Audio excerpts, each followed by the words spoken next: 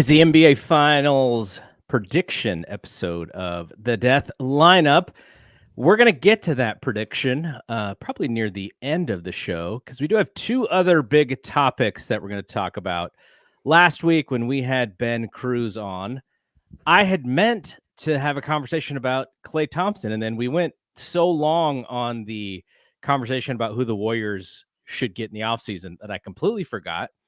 And so why don't we kick off with that? And this question that I'm going to pose to Brian here is, if Klay Thompson doesn't re-sign with the Warriors, ... who would you like to see him sign with? Now, I'm looking at it from and you can look at it from whatever perspective you want. I'm looking at it from kind of two perspectives. One, what's the best fit for Klay? And two, what would be attractive to him? Because I don't think he's going to just go to a bad team because they have a lot of money. Like San Antonio, right? Like he would absolutely fit in San Antonio. But does he want to go through the rebuilding process of playing with Wemby for 2 or 3 years before they, really get close? So let's start with that question. I guess, do you think he is a player if he were to leave the Warriors? Because my thought is, if he was to leave the Warriors, it's because someone's given him a bag, not necessarily because he doesn't want to stay. It's the money that's pulling him away rather than like the chance to compete. That's my take on it. So like, if I wouldn't be shocked if he were to sign with San Antonio and like deal with 2 to 3 years of Wemby rebuilding, because if that happened, San Antonio sent him way more than the Warriors are willing to. But that's just, that's kind of to preface it, that's kind of, I think, my take on it, that I think if he were to leave, it would be more so for money than to chase like another ring. But I think where I would want him to go, I don't want, like, if he were to leave, I'm not going to like be bitter and be like, I hope you do not succeed in your next spot. Like, I personally really want him to succeed. Well, let's actually go back to what you just said. Because let's say San Antonio gives him $60 million for 3 years or $70 million or whatever it is. Like, we've seen him play checked out, and he's not a good player playing checked out. He is not Draymond, but go back to that 2020 season. Steve Kerr said Draymond is like the worst player when there's no stakes on the line. And I sort of feel the same thing about Klay. Like, he wants to get back to the playoffs because he wants to prove that the last couple seasons wasn't really who he is. So if he does that on a 30-52 team, I don't think he's going to be very happy about that. I don't know if the Spurs are maybe the best team to use in this case scenario, because I do feel like they're going to be this year what the Rockets were last year, like kind of fighting for a play-in spot and barely miss it. And then the next year, though, I think they'll be in it. So is there a Fred VanVleet and a Dillon Brooks for them to sign in the offseason, though? No, but they have Wembanyama, who is way better than anyone that the Rockets had and will have had since Hakeem Olajuwon, potential-wise. So, like, I think... You're saying he's already better than Yao Ming. Oh, I forgot. Sorry. Yao. But like, I don't know. I think he's just one of those players like Luka, where I think the Mavericks realized in year one, they're like, oh my God, we might have something like kind of crazy on our hands here. Let's try to win now and rush it. Let's go get Kristaps Porzingis for his second year and see if we can make some noise. Like, I don't know if they're going to do like that type of rushing where they try and bring in like another star and give away draft capital to pair with Victor. But like, I know CP was mentioned like as a potential, if CP goes there, like that raises the floor of that team immediately. And then especially if like Klay joins him as well, like, I don't know. I think there are options, and I think he's just that type of talent where, guys around him just get a little better. And I do think that they're going to make some playing noise. Okay. So back to Klay. I think there are, like, if we watch these playoffs, I think there are teams that you watch where you're like, they were kind of a Klay away from winning an extra game or two. Orlando is absolutely right at the top of that list. Secretly, I also thought about Oklahoma City because they are that kind of team already. And if you substituted Klay Thompson for Josh Giddey, do they get by Dallas? I think they do. Yeah, but maybe. I mean, I agree with you in the sense of fit, but if you look at everyone on OKC's roster and what Sam Presti has done, it's a lot of what I call DPS, dribble, pass, shoot. Guys who you looked at 1 through 5, Chet as the starting 5, and I know Giddey doesn't totally fit this anymore because he was missing like the shooting aspect, but Shea, Dort, J-Dub and Chet, they all can, right when they get the ball, when they catch the ball on the perimeter, they have 3 options because they all 3 have the ability, all 4 have the ability to do all 3 options. They could dribble, take their guy off the dribble, they could shoot a wide open 3, or they could pass it. And I think people would probably look at Klay and be like, "Can you dribble? Can you take your guy off the dribble?" Like, well, then we just got to run plays. Then we can't just run a weave they're every single time down the floor. they're purposefully building their roster like that. Is my take on it. So I don't know if Klay's their type of guy. I don't know, man. He can shoot, and if you have to run plays, and if you have to, maybe veer against some of what you're talking about to get shots, then I think you can put that in. But he is also older. He doesn't fit that athletic mode where everybody can sort of run and jump and rebound. But I still think Orlando is one, because if I go back to that Cleveland series, they have a lot of good athletes on that team. They have a lot of guys who can do multiple things. And the one thing they were missing was shooting. Now, I don't think Klay solves all of it, because I think they're going to need more than one guy. But man, there were multiple opportunities for them to go on some crazy hot streaks, and they just were missing open threes. And you could say the same thing for Cleveland, by the way, but I don't think Cleveland's not as sexy of an up and coming team, and who knows what's going to happen with their with their big 3, I guess you could call it. But Orlando just seems like they're that budding team that needs a little bit of veteran shooting, veteran leadership. Now, Klay's not going to be that vocal guy, but he is going to be that, you just want to play, and you want to play for Klay, and you want to see Klay get hot, and you want to see Klay get on a run, and you want to help him get there. Like, he's got that charisma, that magnetism. And I still think they are the best one. The one counter I would say is, we'll see depending on how this finals happens, but I can't imagine Dallas could fit Klay into their salary structure. But I kind of feel like when we watch this playoffs or this finals, we're going to be like, they're like a Klay away from winning some of these after games. we see Derrick Jones Jr. go like 0-for-4 in a row. Yeah, exactly. Like, here's the thing, though. We'll see what PJ does. I want Klay to succeed so much, but at the same time, like, my favorite destination for him as a person, like, I don't want him to go there simply because they'd be in the West and they'd be going toe to toe with Golden State, which is the Lakers, because he grew up watching his dad play for the Lakers. He grew up as a Laker fan. He grew up as a Kobe stan. Like, I think that would be so cool if he got to go back and go hoop it up there. But, and of course, him with LeBron, like, I think that's like a no-brainer in terms of fit for LeBron, because everyone always says, whenever you go to the Lakers, you forget how to shoot. Like, that's not happening with Klay Thompson. Like, he's just too good for that to happen to. Like, that would be my all-time favorite fit. Not even with the roster. I don't know how he'd fit in roster-wise, because you got Reeves and you got maybe D'Lo, but just in terms of like where I want him to go, like, and I think he'd be happy is the Lakers. And I think Dallas is up there too with fit as well, just having Luka, and LeBron being guys who you just kick out to open shooters because you can't stop them one-on-one. Like, that makes sense. But I think a few teams in the East, like you mentioned, Orlando, like, I think that would be a really good spot for him to succeed as well and also help the team. Another one I think is Milwaukee, having Dame and Giannis out there. I think they need to do some foundational movement within that roster. Like, I don't think you can do Giannis, Portis, and Brook, even though they don't start together. I just don't think you can do that combination.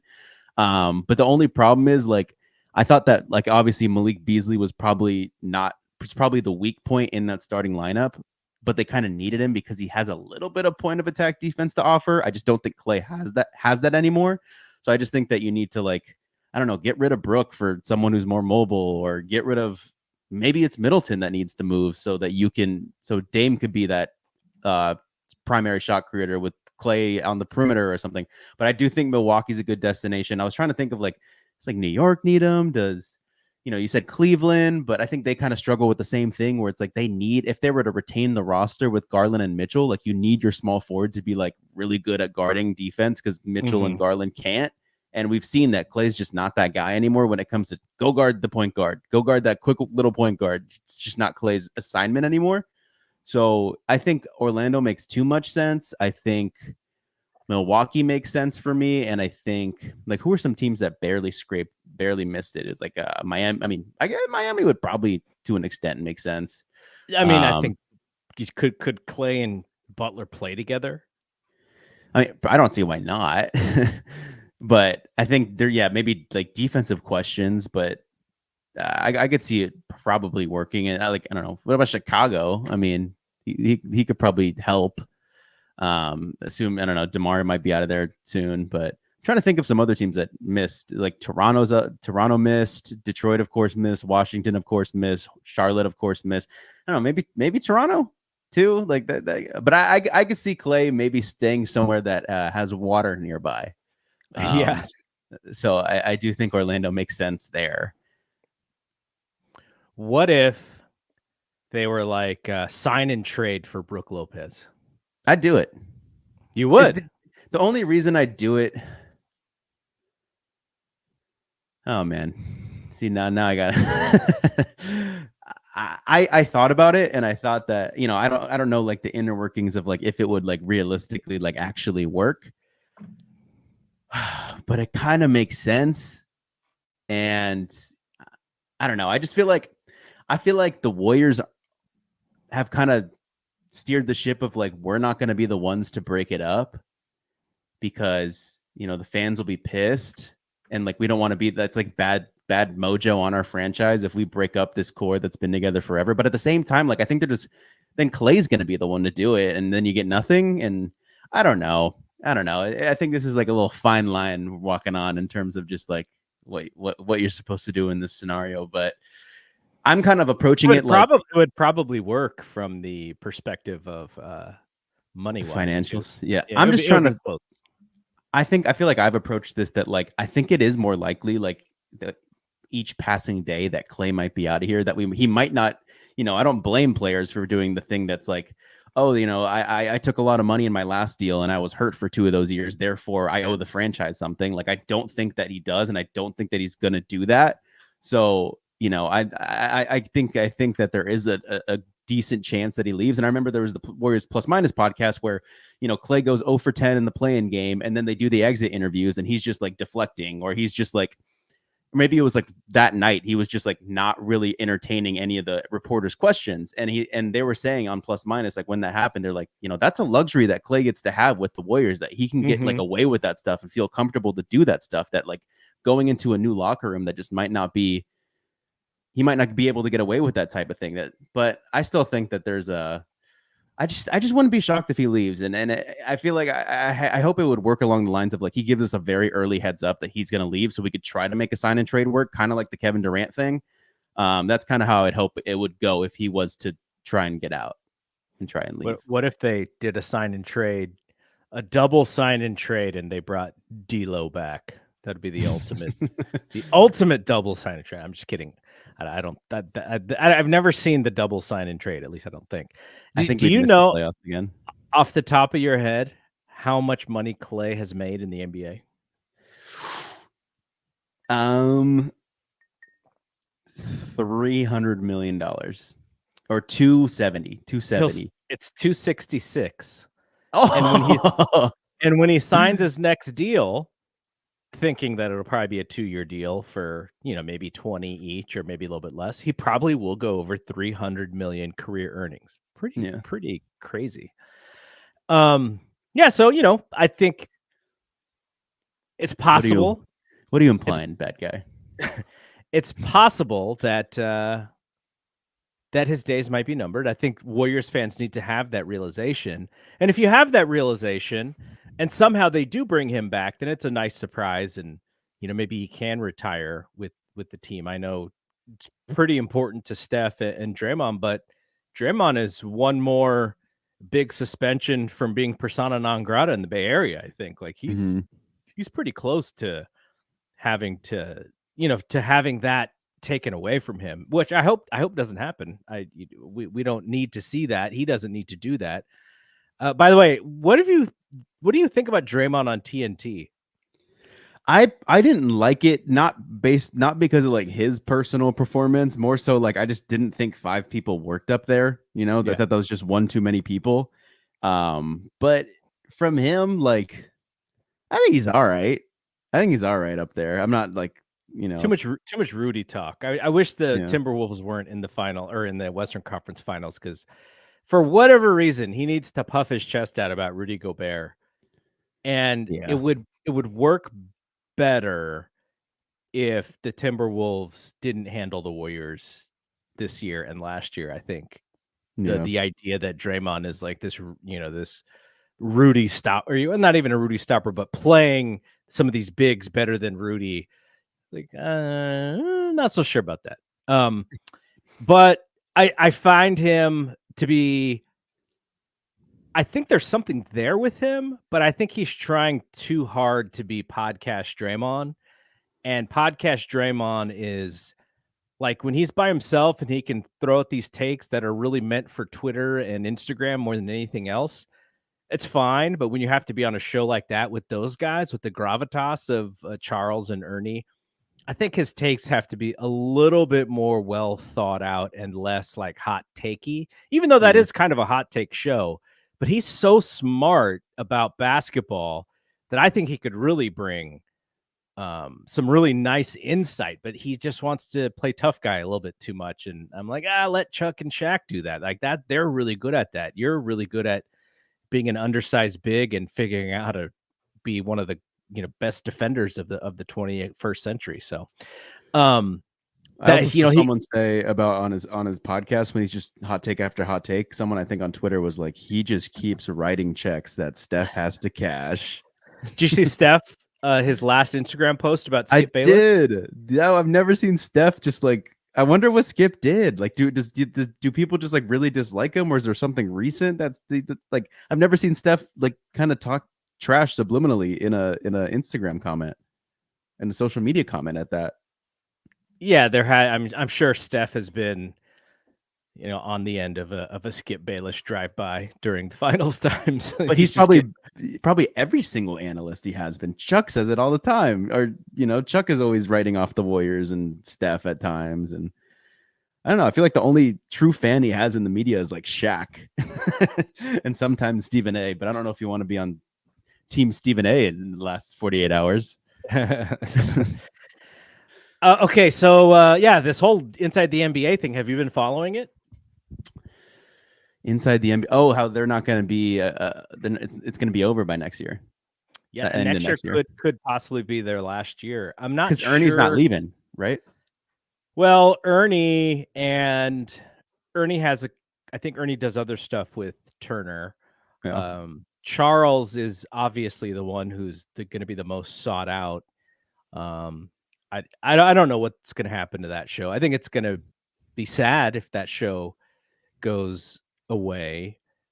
Financially, I don't know how you make it work, though, if you don't have the NBA. Can you pay those guys just to do like a wrap-up show and have highlights 2 times a week during the NBA season? I don't know. I don't know if that's feasible.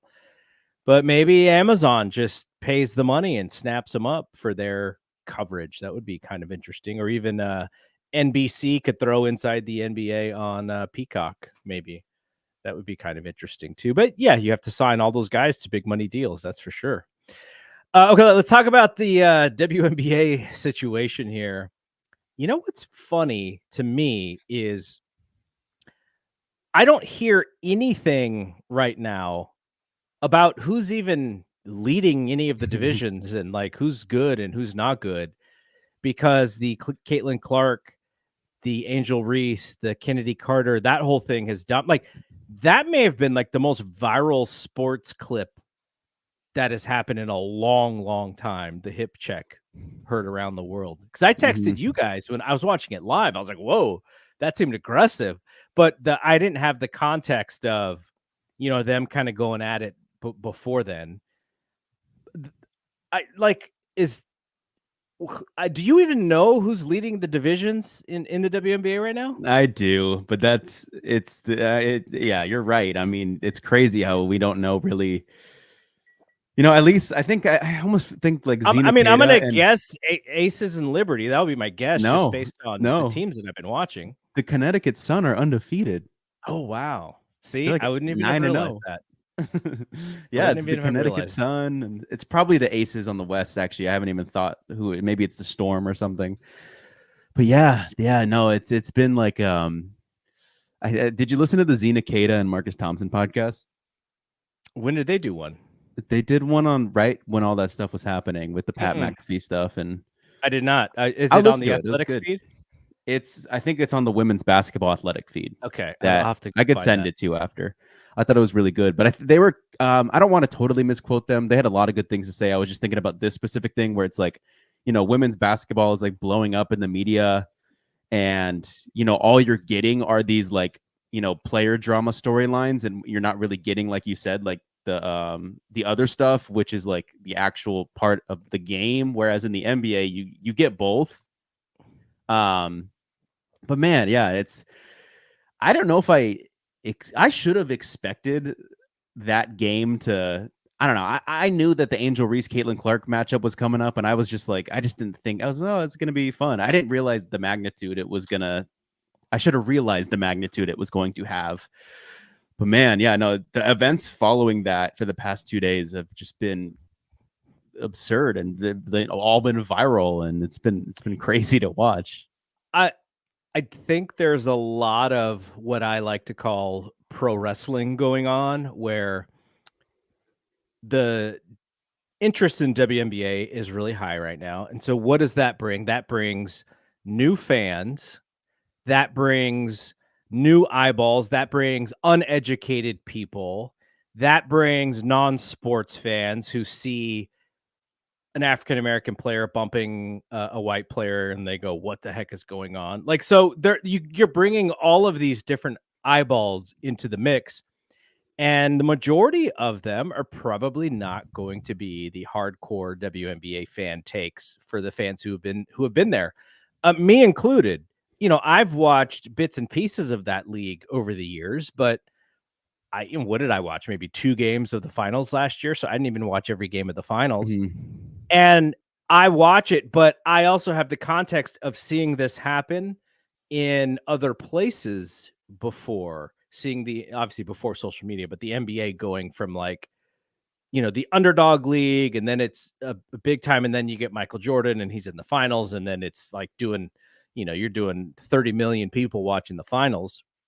But every new sort of, up and to the right on the curve brings in new fans, and you just kind of have to go with the flow and hope that they stick around. And if they don't stick around, then it's kind of a missed opportunity, right? Like the idea that if Caitlin Clark, and then to a lesser extent, Angel Reese, and then the players who have been there for a long time, Aja Wilson and New York Breanna Stewart, all of those players are a piece of the thing, but Caitlin Clark is kind of like the bait. She's like the bait on the hook, and it's like, here, come check us out. And then when those people come, then you want to see Aja Wilson, then you want to show them Aja Wilson, then you want to show them Breanna Stewart, because like that is where those are the 2 of the best players. So that happens in every single sport when it gets popular. Is just, how do you keep those eyeballs going? Like, think about the when The Rock comes back to WWE for WrestleMania, all of a sudden people are hitting me up about The Rock and going like, "Oh, what's going on here? What's going on here?" And then he's gone, and then all of those people are also gone. So it's like, how do you keep them? And I think they're gonna, hopefully. And I'm not sure the way that they have their television is the best, because I have no idea where any of these games are. Unfortunately, I have to go to their social media to figure it out. Mm-hmm. So we'll see if they can keep the popularity. I hope so. But let's get to the controversy I didn't know too much about Kennedy Carter before this situation. I knew she was like a good player, but I guess she's had some problems with teams, and you know, I think she got cut earlier this year from one of the teams. So for those reasons, I'm not sure what those reasons were. But to see her, she was bawling that game. I think she was the best player on the court in that game, and to see her so fired up, and she and Caitlin are kind of chirping at each other. And then that hip check kind of came out of nowhere because it comes off of a made bucket by her. So Yeah. it was like she scores, and then she's so fired up and she's so into it that it's like the ball wasn't even inbounded, so there was really no reason for the hip check. But at the same time, and I'm interested in your thoughts because Angel Reese was thrown down like in a choke slam. And she got up and she was like, "Thank you. Like, I know I got to pay my dues. Like, I appreciate that." I don't know if she really felt that way, but she's kind of a media darling, she's doing, She's so good at I that, think she's man. Angel Reese is doing a really good job at She's this. so good at that. But Caitlin, you don't really see the same kind of commentary from Caitlin. She's just like, I can't let it bother me, blah, blah, Like blah. I think she said that's not a basketball play, which she's right, but she said that. Angel would have never said that. Yeah, and it's really about, for Angel, it seems like she's leaning into this thing like, I'm here and the vets are going to teach me, and I'm not bigger than this moment. And Caitlin Caitlin can't say that because she is bigger than the moment because of how celebrity works. And so she's in this interesting spot. But how do you think that situation between the two most famous women's college basketball players, probably of the last 2 years, and now they're both in the WNBA, how do you think each person is dealing with it? I mean, I think Angel Reese like is handling it perfectly, quite frankly. Like, I know people point to the play where that happens and Angel Reese is on the sideline cheering, and people are using that as like, oh, all these WNBA players don't like Caitlin, which is the narrative they've been running with this whole time. And I'm not like completely dismissing that entire narrative, but I don't think that individual moment was Angel Reese being like F you to Caitlin Clark. That's just who Angel Reese is. She's like that type of player that's like, when your teammates are going to get into it with someone, like she's there on the sidelines, like, yeah, I like that type of play. I like that type of roughness. And then on the And flip side, none of Caitlin's teammates like really come to her, right, to help her yeah, and pick her up. So that was kind of weird. I would really love to know the inner workings of like, once it's all said and done, like how was Caitlin Clark as a teammate? Like, did people like genuinely like her? Because that's kind of been my thing with her since I've been watching her at Iowa, is just kind of her physical demonstrations, or like how she is animated on the court when someone messes up. It kind of just looks like, oh, like why would I trust you to do that? Like that's kind of like the and I'm sure she's maybe behind the scenes like, no, like I think she's probably a good teammate. It's just when I see that stuff on the court, if I was the teammate, I'd be like, well, F you then. But I know, that's probably why I'm not a professional athlete, along with many other things. But, Well, somebody's just got to ask Kate Martin, right? She's right there. She's on. There's a story, I think, from her freshman or sophomore year that Kate Martin got in her face and got like into it with her because she was sick of like how Caitlin was treating the team and treating them. And there is a history of Caitlin not being the best teammate, but I think in that same story, there is a conclusion of like, look where she was and look where she is now, that she's gotten better as a teammate. But I still wonder, like, just kind of how she handles herself on the court with the frustrations, and she just can't keep it bundled in. But that's kind of what makes her great as well, because she's so animated. And then when she hits a shot, she gets animated and everybody loves her. So yeah, Can I ask you a question though? How is that? Okay, let's say that she's not a fantastic teammate. Yeah. Then it's like Kobe, right? Like Kobe, not a great teammate. People don't want to play hard for him. Nobody's gonna, take hard fouls for him. And then he had to become a leader in order for that to happen. And so she's still very young in her career. I think that there's a giant responsibility. And I do wonder, because of how quickly the WNBA season happens after college, there's really not enough time for her to, sort of find the lay of the land. And if you listen to the way that her coach spoke about her, like when the full court press documentary, the docuseries, after they lost to South Carolina, the Iowa head coach was like,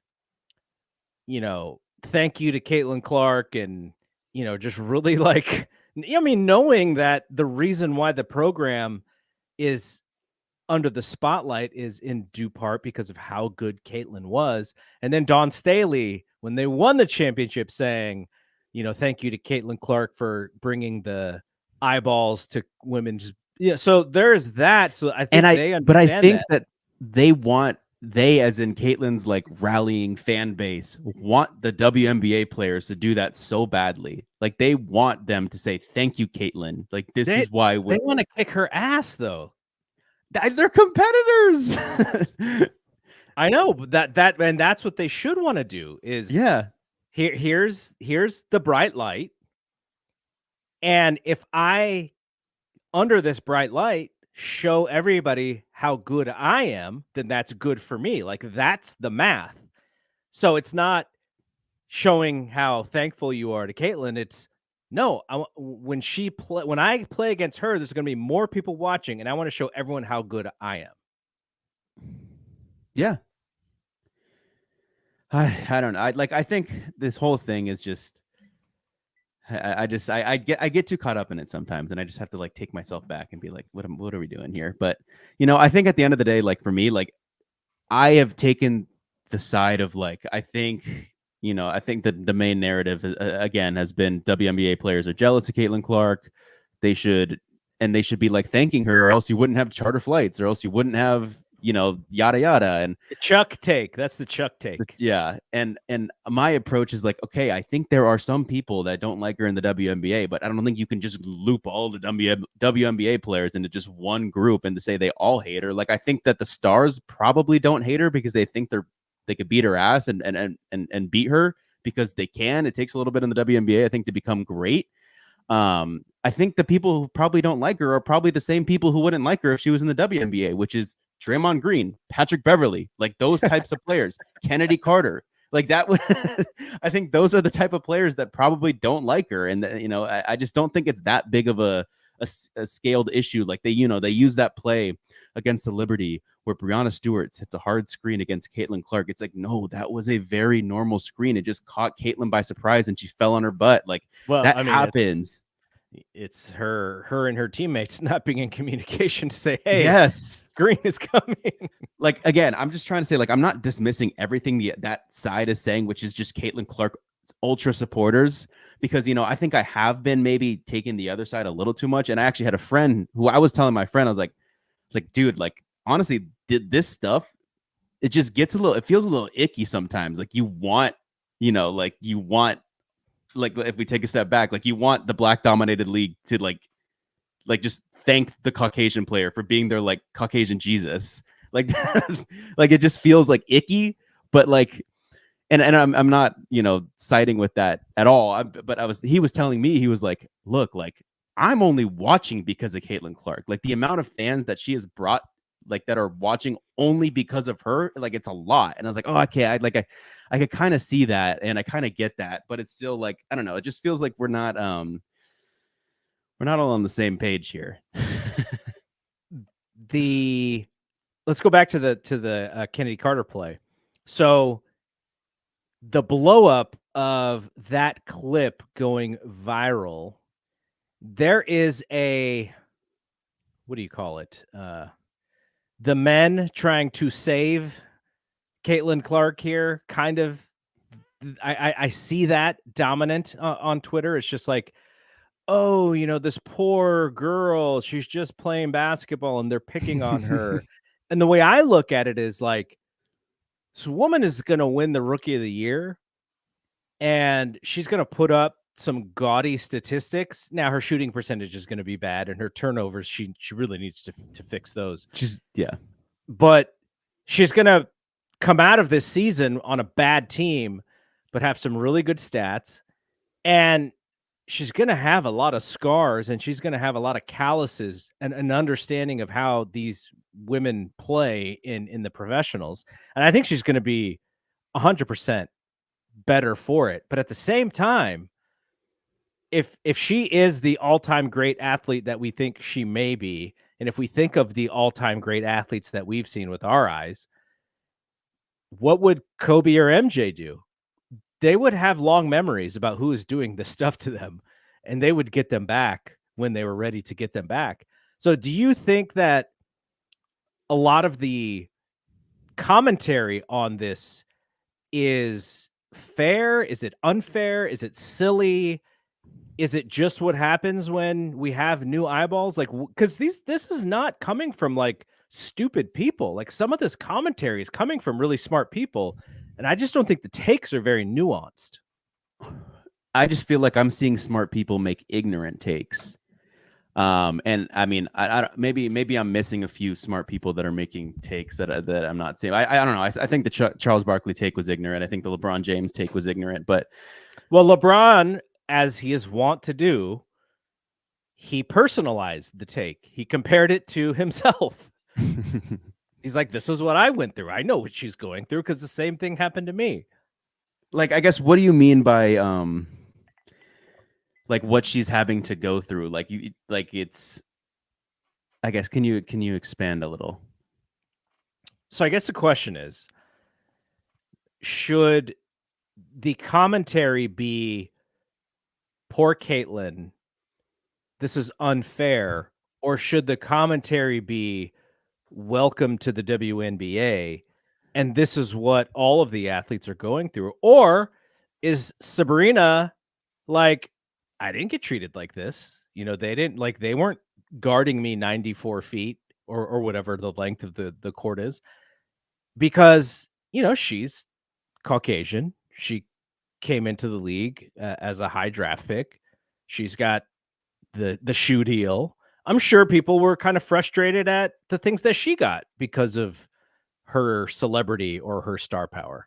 Yeah, I mean, I'm always going to be on the side of like what Angel Reese has done in the media room, where she's basically accepted like what we were talking about earlier. You know, Alyssa Thomas basically Undertaker chokeslams her to the ground, and she said thank you, not necessarily saying thank you. And I think she actually might have used the words thank you. I'm kind of forgetting, but just have that like understanding of you know, that you're the rookie, and not that you deserve to be like treated harshly per se, but that it's going to be tough for you and it's going to be hard to adjust. You're not going to be the best. You're maybe not going to be the best. And right when you step foot on the court. And I feel like the thing that's this whole frustrating thing about this is like, Caitlin's been relatively silent, and it's not frustrating that she's silent. It's that it's frustrating that's like, we're almost like all putting like words into her mouth or how she thinks. And it's like, you know, she hasn't really said anything. So, you know, she could be, you know, just thinking, have that line of thinking already, that she is just like, you know, I know she's said a few comments like, oh, that's not a basketball play, but like, you know, she could be like, yeah, I like this rough play. And everyone's like, oh, poor Caitlin. And then in the back, she's like, I don't care. But, you know, like you said, with the celebrity, like maybe just stay quiet and let everyone run your narrative for you, because it's just making you more and more famous and giving you more and more money and putting your name in the news more and more. So I don't know. I mean, I'm going to always lean on the side of like, you know, I just of what Angel Reese has been doing, like I said, and I do wish that the commentary around Caitlin wasn't poor Caitlin. It was like, you know, she got back up and she scored, and you know, she's going to have to do that, and you know, be more on that side. That's what everyone in the W had to go through. I wish Kelsey Plum said something, because like I've said before, she had a rough first year, and you know, now she's great.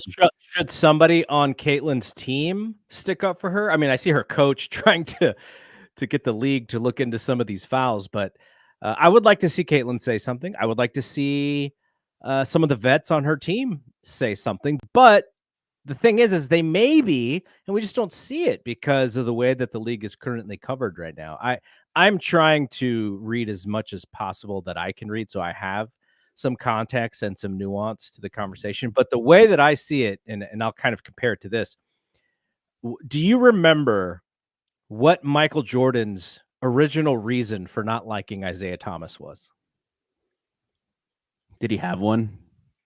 I'm forgetting. According to MJ, in his very first All-Star game, Isaiah Thomas led the brigade to ice Jordan out because he was the rookie. And I don't know if MJ is going to take everything from a competitive landscape very seriously because it ignited him. But that was kind of the thing. It was like, oh, Isaiah iced me out, and thus I want to kill him. Like that leads into all of the other things that happen into their rivalry, Lakers or Bulls and Pistons, all the hard fouls, the Bulls finally beating them, the Pistons walking off the court, all of that stuff. It begins because Michael thinks that Isaiah is getting all the veterans to go against him in this All-Star game because he's getting too much of the eyeballs already. And so you can go back to the greatest NBA player of all time, and he is bitter for that reason, and he is petty for that reason. And so to me, this whole Caitlyn thing is you have these women who are appreciative at the spotlight. But like I said, when the spotlight is bigger, they want to play better because that is their opportunity for their marketing and to show people how good they are. So that I think they're that probably secretively appreciative of that moment that Caitlin Clark and Angel Reese in that moment like helped bring them. Like Kennedy Carter, you gotta take advantage of it. I feel like Kennedy Carter is, her celebrity blew up tenfold after that. How much has her social media increased since that game? Right? Like I don't know, but yeah, and I'm not saying she did it for that reason, but in today's celebrity, in today's athlete celebrity, like everybody's got a voice with their social media. Everyone's got access to Twitter and Facebook and Instagram. And so it's smart to utilize it, right? Yeah. She doesn't have to go on IG live and just go, oh yeah, this was why I did this. And all of a sudden you're kind of milking it. No, like it's going to happen, but you do need to take advantage of it in the whole marketing of the league. But then you also have really idiotic statements by people like Pat McAfee, who I generally am okay with because he's like the broiest of all the bros, and that's just his audience. But like he may have had the worst commentary of all of them just because of the language that he used and because of how he just overlooked sort of everybody else involved in this whole thing. It's like, no, like Caitlyn's not the only person. Like if you look at Angel Reese's social media, she is athlete famous. Look at Cameron Brink's social media. She is athlete famous.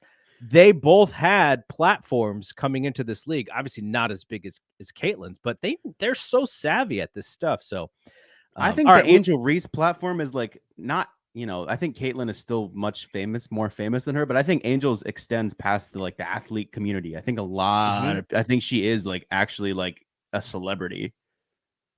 Yeah, she's doing a lot of different things, and she does got to make sure the basketball is the focus, because that's what people are going to pick on if she doesn't play the best. Oh, she's doing too many. We've seen that everywhere. She just has terrible shooting lines, but everything else always looks so good. Like she probably has rebounds. She just got a nose for offensive rebounds. I know, but the thing is with Caitlin's shooting 30% from the field, 25% from three with assists. Let's just say she's averaging 1.2 assists. She's averaging 1 turnover. So 1.2 to 1 turnover. Like these are some bad numbers. And, all that gets brought up is the counting stats, which are always going to look prettier. And I agree. I did, because I was getting frustrated about how bad the efficiency was, how much praise she was getting on her play. So I actually did go back and look at previous Rookie of the Year winners.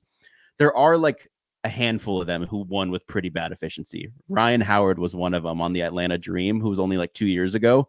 So I'm probably going to have to pivot a little bit with my takes. And it is, I mean, not to say that just being less critiquing the efficiency. It's because Caitlyn has a giant responsibility to her team that these other young players don't, which I don't know if people take that into account or not, but she's got the ball in her hands. She's getting everybody's best defender.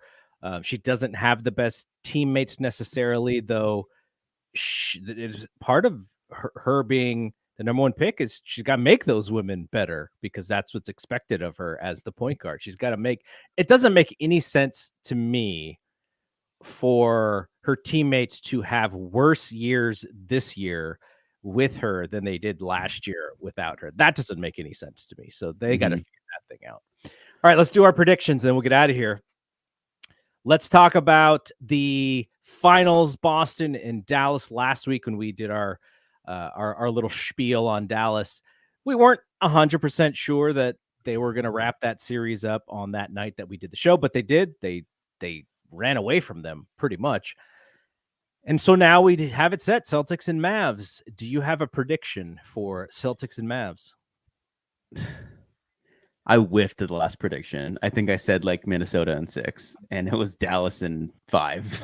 It's a whiff. So did I. I said Minnesota in 6, and Dallas was going to win the first game. They were going to steal one in Minnesota, and they did. They just continued to steal all the games. Yeah. I almost just want to because I really do think Boston is going to win this series, but I would love to jinx them as well. But either way, I was going to go Boston in 6. I'm going to go Celtics in 7.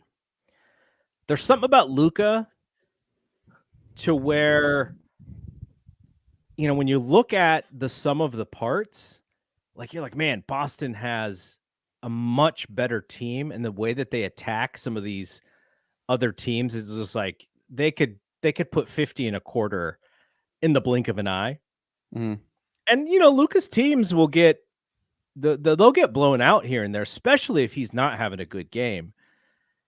I just sense from him that we're going to get an all-time series from him. This could be, LeBron in 2015 if he extended that thing to 7 against the Warriors, where he's just the best player in the series.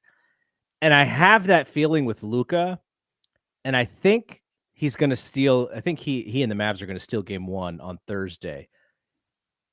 But I do think the overall experience, the overall being the best team all year, they understand how to play in the bright lights. And I do think Jason Tatum is going to have to go to the next level. Jaylen Brown is a dog. We said that in 2022 in the finals. We were like, I wish this guy was on our team. We didn't say that about Tatum, even though Tatum is technically, I think, in most people's eyes, the more talented player. I think Tatum is going to have to take a level up here because he has the ability to duel Luka almost entirely by himself, just because he can beat you in so many different ways. But he cannot shy away from this moment. And Jaylen Brown, as good as he is, he's not going to, I don't think he can carry this team by himself. I think if anybody will have to carry it, it's going to have to be Jason. The Porzingis thing is going to be interesting, how he comes back and fits in.